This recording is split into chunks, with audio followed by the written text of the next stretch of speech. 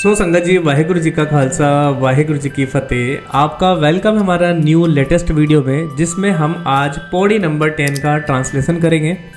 And गुरु की कृपा से हमने पौड़ी नंबर 9 तक की ट्रांसलेशन हर एक वीडियो में दे दी है। आपने अगर पिछली वीडियो नहीं देखी है तो उनको ज़रूर देखना। अगर आप स्टेप बाय स्टेप वीडियो को देखोगे तो आपको बहुत ज़्यादा फ़ायदा होने वाला है। और गुरु परमात्मा की कृपा से, गुरु नानक की कृपा से बहुत ही अच्छा रिस्पॉन्स आप लोगों का आ भी रहा है। और ज़्यादा से ज़्यादा लोगों को शेयर करोगे, अपनी फैमिली को दिखाओगे ये वीडियोस, तो बहुत ही कुछ सीखने को आपको मिलेगा। तो चलिए वीडियो को स्टार्ट करते हैं। आज गुरु नानक पातशाह क्या फरमा रहे हैं पौड़ी नंबर 10 में, उसको पढ़ लेते हैं एक बारी और फिर उसका ट्रांसलेशन लाइन बाय लाइन समझेंगे। तो पौड़ी नंबर 10 है, सुनिए सत्य संतोख ज्ञान, सुनिए 68 का स्नान, सुनिए पढ़ पढ़ पावे मान, सुनिए लागे सहज ध्यान, नानक भक्ता सदा विकास, सुनिए दुख पाप का नाश।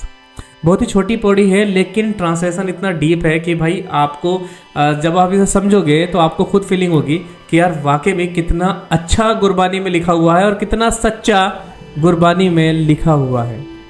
तो चलिए पहली लाइन को ट्रांसलेट करते हैं। सुनिए सत्य संतोख ज्ञान, मतलब सुनने का मतलब मैंने आपको बताया था, एक ऐसा मन जो कि गुरबानी को सुन रहा है, गुरबानी को पढ़ रहा है, उसके लिए यहाँ पर वर्ड आया है सुनिए हर जगह।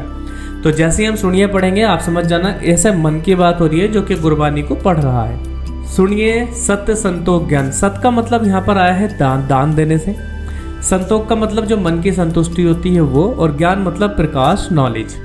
सुनिए सत्य संतोख ज्ञान, जब हम गुरबानी को सुनते हैं, परमात्मा ने जो लिखा है उसको सुनते हैं, तो हमें हमारे अंदर वो दान देने की भावना पैदा हो जाती है।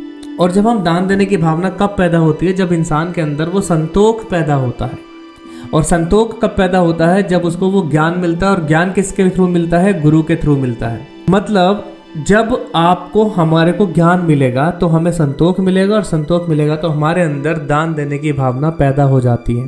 हम दान देने वाले बन जाते हैं। और जब हम दान देने वाले बन जाते हैं तो समझो गुरु की क्लास में आपका एडमिशन हो गया, आप अपने दसवंत में से गुरु लोगों की सेवा कर सकते हो। सुनिए सत संतोख ज्ञान, सुनिए 68 का स्नान। सुनिए 68 का स्नान का मतलब यह है कि आप अगर गुरबानी को सुनते हो, एक ऐसा मन जो गुरबानी को सुन रहा है, उसको 68 तीर्थों के स्नान भी हो जाएंगे। कैसे? 68 तीर्थों के स्नान एक मतलब एक ऐसा स्नान माना जाता है जहाँ पर सब कुछ रोग कटते हैं और हमारे पाप कटते हैं। तो गुरबानी में लिखा है कि अगर हमने गुरबानी को सुन लिया तो सुनने के बाद जो 68 तीर्थों के स्नान पे जाके आपको मिलेगा वो आपको सुनने से मिल जाएगा, आपको पढ़ने से मिल जाएगा। मतलब कैसे कि देखो, अगर एक होता है ना तन, एक होता है मन। तो तन की संतुष्टि आपको शायद तन के रोग सरोवर में जाकर 68 तीर्थों के स्नान करके रोग खत्म हो जाए, क्योंकि पानी में भी जीव है, वो पानी भी एक जीव है, उसके अंदर भी एक शक्ति है जो आपके रोगों को खत्म कर सकता है। बट गुरबानी एक ऐसी शक्ति है जो घर में रह करके आपको आपके मन की हमारी गंदगी है उसको दूर करने के लिए गुरबानी है, ज्ञान है, वो नाम है। अगर हम उस नाम को जपते हैं, पढ़ते हैं, तो हमें वो 68 तीर्थों के स्नान के बराबर स्नान मिल जाएगा। हमारा मन भी उन पापों से, गंदे विचारों से दूर हो जाएगा। सुनिए 68 का स्नान, सुनिए पढ़ पढ़ पावे मान। सुनिए पढ़ पढ़ पावे मान का आपने मतलब मैं आपको बताता हूँ। गुरबानी बोल रही है कि आपने देखो कि जो ग्रंथी होते हैं, जो हमारे ज्ञानी जी होते हैं गुरुद्वारे में, हम उन्हें कितना सम्मान देते हैं, लोग उनके पैर भी छूते हैं। ऐसा क्यों? क्योंकि वो परमात्मा का नाम, गुरबानी को हमारे सामने सुना रहे हैं, पढ़कर सुना रहे हैं, हमारे को उनका ट्रांसलेशन करके बताते हैं गुरुद्वारे में, तो उनका सम्मान बढ़ता है। लिखा है कि यदि आप गुरबानी को पढ़ लो, जो गुरबानी को पढ़ता है, तो उसको उतना सम्मान दिया जाएगा, वो उतना सम्मान पालेगा जितना सम्मान वो ज्ञानी जी को मिल रहा है। वो बड़े हाईफाई लोगों को मिलता है जो हाईफाई पढ़ाई करके उस सम्मान के काबिल बनते हैं। तो अगर हमने केवल गुरबानी को पढ़ लिया तो हमें भी उतना सम्मान मिलने लगेगा जितना सम्मान लोगों को मिलता है, बड़े लोगों को मिलता है। तो सुनिए पढ़ पढ़ पावे मान, सुनिए लागे सहज ध्यान। सुनिए लागे सहज ध्यान का मतलब है, सहज मतलब धीरे, धैर्य। जैसे कि एक पौधा धीरे धीरे बड़ा होता है, धीरे धीरे फल आते हैं, उसकी तरह धैर्य पैदा हो जाता है जो गुरबानी को सुनता है। सुनिए लागे सहज ध्यान, उसके अंदर एक ऐसा ध्यान पैदा होता है, एक ऐसा मेडिटेशन की भावना पैदा होती है जो सहज होती है। उसका मन बिल्कुल शांत हो जाता है। आपने देखा होगा कई लोगों के घरों में लड़ाई झगड़े होते हैं और उसमें लोग ना आग बबूला हो जाते हैं, लेकिन जो गुरबानी से जुड़ा बंदा होता है उसका मन सहज हो जाता है, शांत हो जाता है, तो वो कभी भी लड़ाई झगड़ों के मन में नहीं जाता और वो बिल्कुल धीरे धीरे अपने सारे काम कर लेता है। सुनिए लागे सहज ध्यान।